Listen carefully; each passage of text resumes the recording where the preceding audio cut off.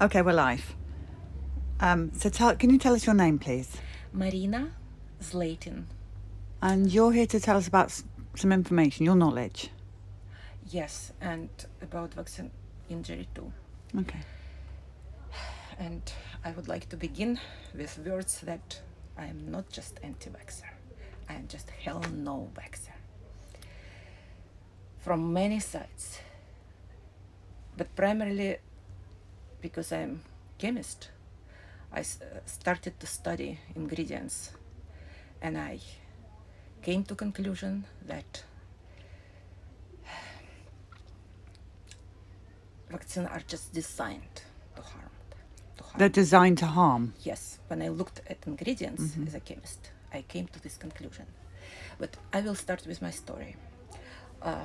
You can hear from my accent that I was not born in the United States, in Soviet Union. And we didn't have any information. And the only opposition to vaccines there came from common sense. We just knew that government is not a friend, and they're willing to do harm. They're willing to control. So many people just didn't trust it. But many people did.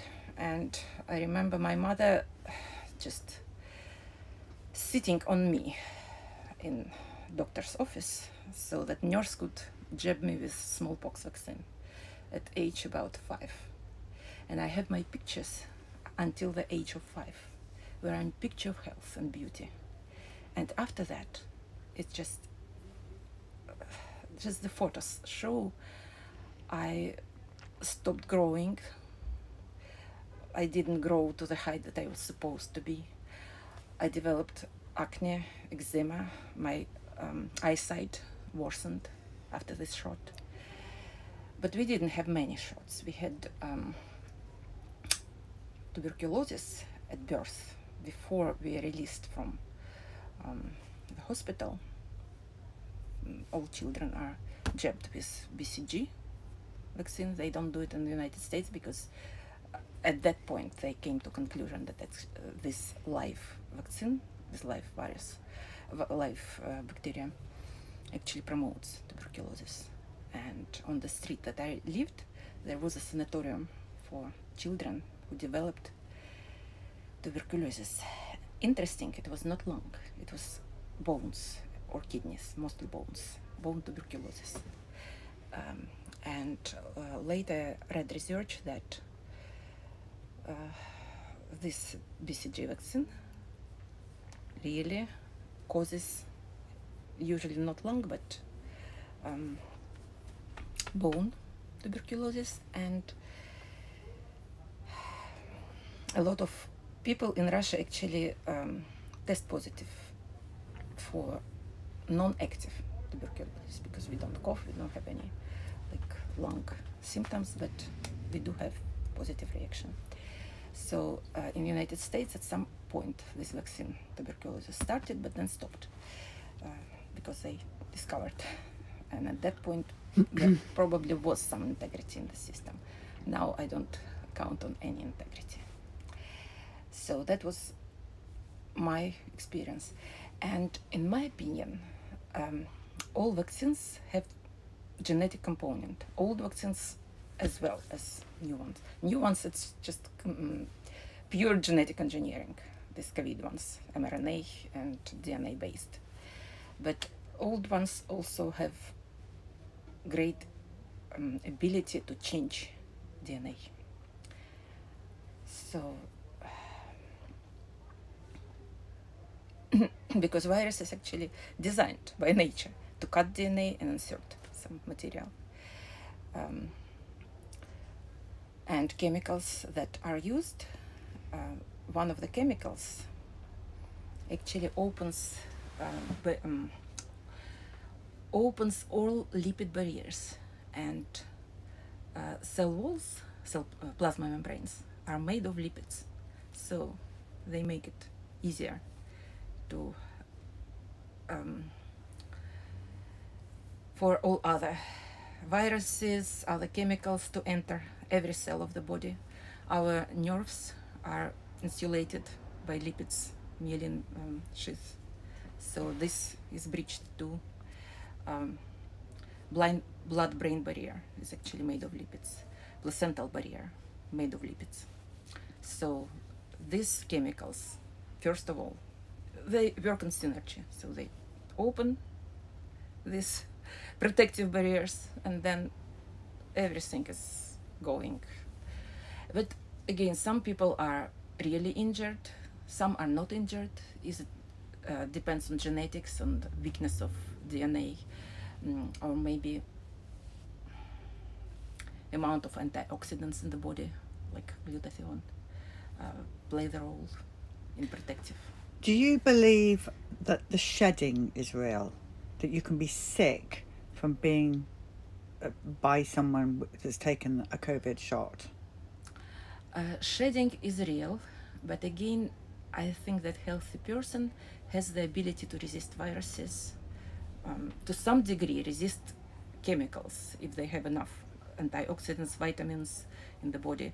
But if the person is weakened by stress, by overwork, or the child is weakened by not being breastfed but being artificially fed, they're most vulnerable. With them, anything can happen.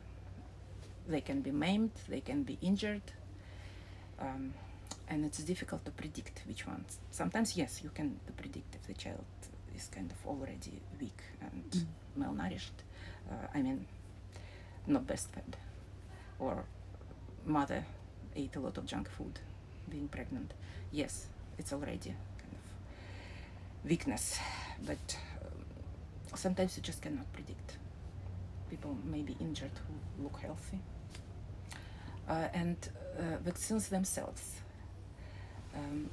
have variable content. If you know about Corvelva study, Sorry, say it again. There was a study done by Italian scientists who like pulled their own money and paid some lab in the United States to do analysis. And if you don't have this copy of Corvelva, the study was called Corvelva. I can send you, because I keep copies of vaccine research, and they discovered they actually analyzed several vaccines, including hexa, which diphtheria, polio, 6 viruses. And they discovered that there was nothing that could cause immunity, but there were a lot of chemicals, some of them, some organic, big molecules. They could not even identify them with all the equipment. So it's very murky what's in vaccines. There is a lot of contamination. There is also the term that pharmaceutical industry uses, hot lots. You probably know about this term. And some lots are more, they have different, maybe contamination, maybe something intentionally put, because a lot of this is run like a study, like experiment. And with COVID vaccines, scientists discovered that even within the same lot, the content may be different. So it's run like a big experiment on people. People don't understand that. Okay, so let's return to me. But there is such a brainwash that Pasteur saved this boy with rabies vaccine life. Smallpox vaccines saved countless lives. Big lie. I just don't have time to talk about that. But it takes, like, people are brainwashed. And I admit that at some point, even I was kind of thinking that they have this ability, the vaccines have the ability to prevent disease. But I believe that. And my son was Actually, my daughter was vaccine injured. She was born very like big one, well developed, healthy girl, but after diphtheria, tetanus, pertussis vaccine, she was so sick she almost died. I mean, she really struggled for a couple of days. I was not even sure that she would survive, but she survived. But after that, she kind of, like me, stopped growing that fast, developed acne, developed eczema. So we kind of had similar reaction. And I had also one more reaction to vaccines. When I came to United States, I already knew about mercury in vaccines. I already calculated later, I calculated amount of mercury and compared with how much is in hazardous waste that is not allowed to be disposed in sewage or in landfill.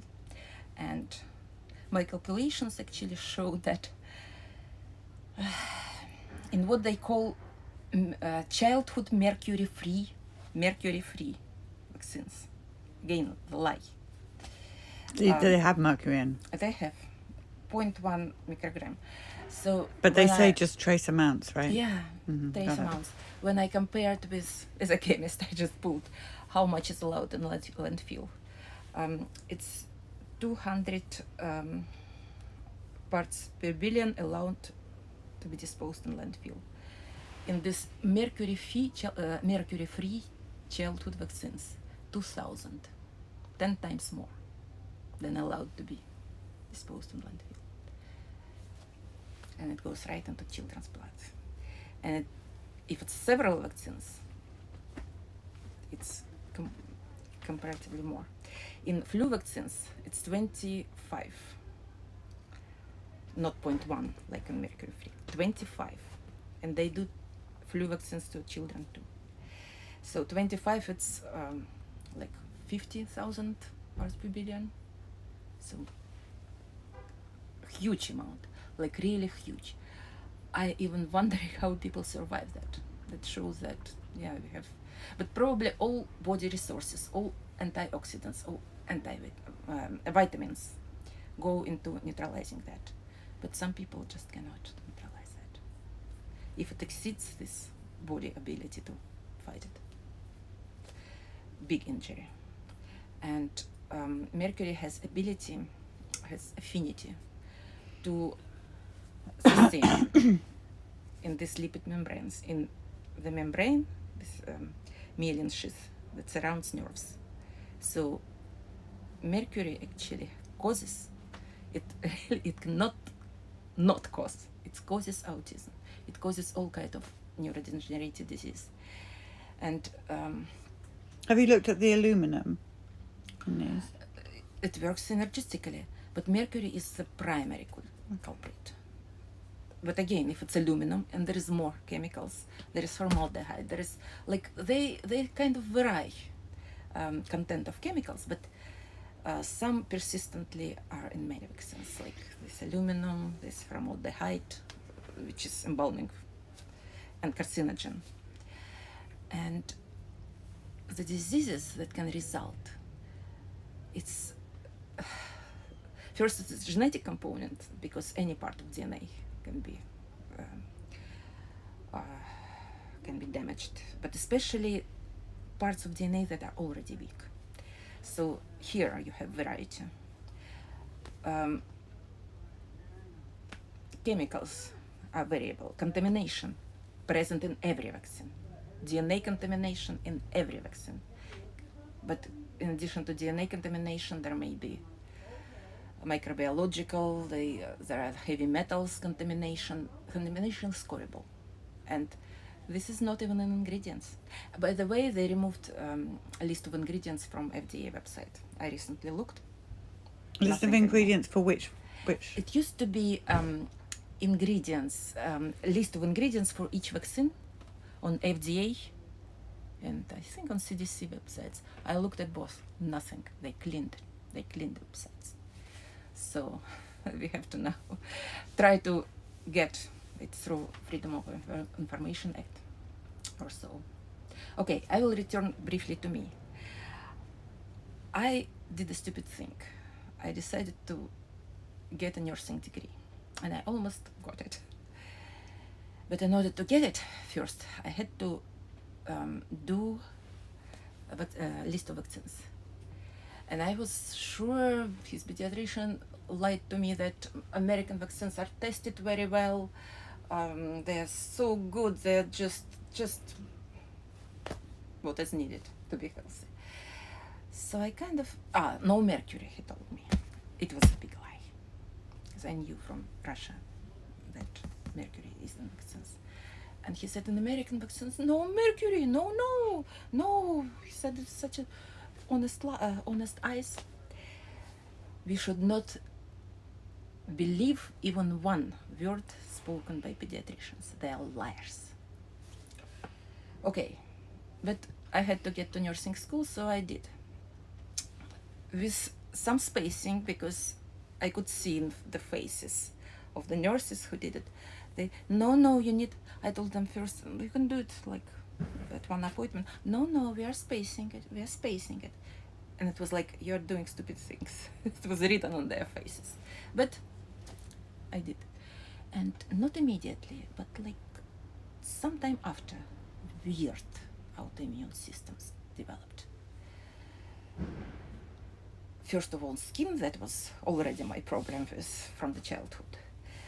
Like, it was, people who looked at said it looked horrible. It was like some kind of, my skin would at some point, after any contact with chemicals, would develop like red spot, and then this red spot would spread all over the body, and huge itching develop. And I could not stop it because itching was so strong that when I tried to like itch it, blood would flow. People said it was like, people who saw it said something like real. Was it, what shot? Was it Hep B? It was several. Yeah, I got several that was required for nursing school, because in Hep Russia B, they had definitely. like not many. And you have to do a series, like 3 shots of Hep B or something, right? Yeah, I got Hep B, a number of them. And it was like for 5 or 10 years, but like less. So now it's practically disappeared. I don't have it now, but 20 years passed. So about 10 or 15 years took me, like, not get rid completely, because sometimes, but at least not this horrible itching. And the heart would like start pounding, because I could not. It was like the whole body was red. I had to run by an hour to overcome this condition. I would go outside and run. Again, something absolutely weird. And second autoimmune condition was probably connected with my inside of blood, lining of blood vessels, because it was later I found the name for the POTS, and many girls develop it, especially after Gardasil vaccine. Definitely some kind of damage to blood vessels, and I would faint easily. Again, it's almost gone now, but 10-15 years I suffered from that horrible. I'm sorry to hear that.